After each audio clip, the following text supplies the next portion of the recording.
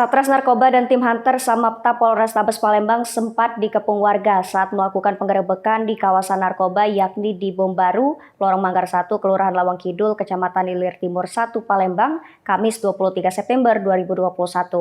Kasat Narkoba Polrestabes Palembang AKBP Andi Supriyadi membenarkan hal tersebut.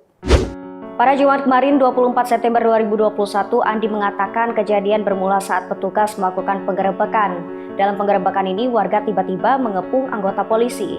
Banyaknya kamera low circuit television atau CCTV yang terpasang di lokasi penggerebekan membuat bandar besar berinisial D berhasil lolos dari kejaran petugas.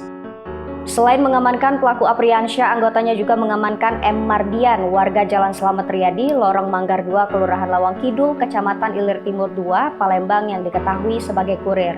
Mardian dicurigai karena terlihat membawa barang bukti dari bungkus rokok.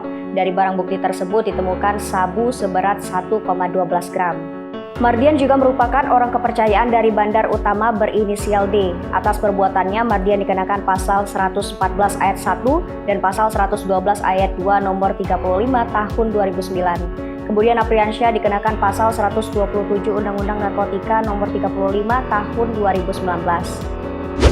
Dari penggerebekan ini, polisi menyita barang bukti sabu, batu yang digunakan melempari petugas, 7 kamera CCTV, 3 perangkat recorder CCTV, timbangan digital, 4 bal plastik, klip bening, dan narkoba 1,12 gram dan 9 sajam.